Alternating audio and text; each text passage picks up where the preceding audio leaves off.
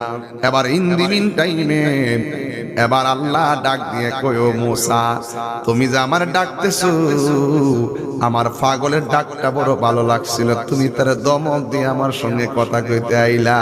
আমার আল্লাহ কয়, তুমি ঠোঁটের আওয়াজ শুনেছো, আমি আল্লাহ মনের বিচার করি, মনের বিচার করে।